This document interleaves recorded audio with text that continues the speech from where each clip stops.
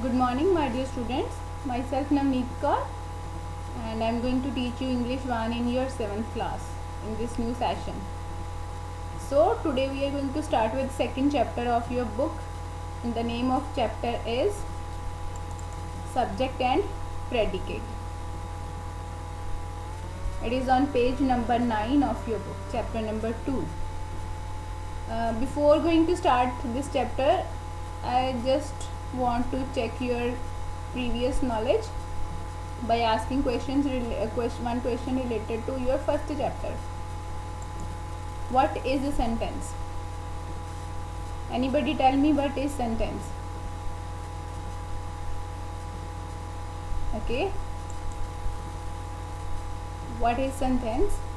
Okay, I'm going to tell you. A sentence is a group of words which make a complete sense. Means a group of words which make a complete sense is called sentence. Is it clear? Okay. Example, English are studying we. It's a correct sentence. This group of words convey some sense. Yes or no? Yes. No. And we are studying English. It is correct sentence because it make a complete sense. So this is sentence. This is also a revision of your first chapter. Now let us start with a new topic, subject and predicate. What is subject and predicate? Subject and predicate are two parts of sentence. Sentence has two parts and the name of that two parts are subject and predicate. So I am going to tell you the meaning of subject and predicate one by one. A part which names the person or thing we are speaking about.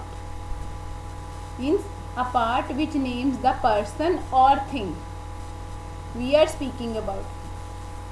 Name of any person, name of anything, name of any place we are speaking about. Clear? And the predicate is the part which tells something about the subject. That part of sentence which tells us about a subject. When that part gives us information, any information concerned with subject, that part is predicate. Means subject main part around whom the thing revolves, whatever that person, whatever that thing is, whatever that person is, name of place, person, thing, and the predicate means what that person do, any information related to subject, that is predicate. Let us more clear it this with the help of examples. For example, the river. River is the name of any place. It's a category. River flows under the bridge. Predicate part. What the river do? Flows under the bridge.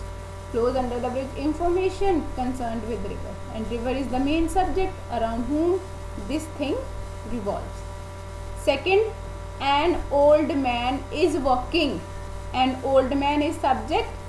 Is walking is predicate. Old man, person. Is walking, function of that person. And third example, birds fly. Birds is a subject and fly is their function. What that thing do. Clear, my dear students? And note one thing, when you do this chapter subject and predicate, this is extra information related to the topic. The subject of sentence usually comes first. Please note both point on your copy. The subject of sentence usually comes first, but occasionally it put after the predicate. Mostly subject comes at the beginning. 90% cases, in 90% cases subject comes at the beginning, but occasionally sometimes it comes at the end also after predicate. Here, on the top of the hill lives a hermit. Here a hermit is a subject, but it comes at the end of the sentence. On the top of the hill lives is a predicate part, but it comes first, but it happens only occasionally. Second thing that you have to keep in mind while doing this, in imperative sentences subject is left out. In imperative sentences, in case of imperative sentences where you give any command, request, these type of things, the subject is left out. For example, thank you, we simply say thank you, not say I thank you. Mostly we use thank you, but its implication is I thank you. I is here a subject, but it is understood. We mostly don't use it in writing. Is the chapter clear to all of you? If something is not clear, you have just ask me in comments. I am going to clear to you. And next is on page number 10.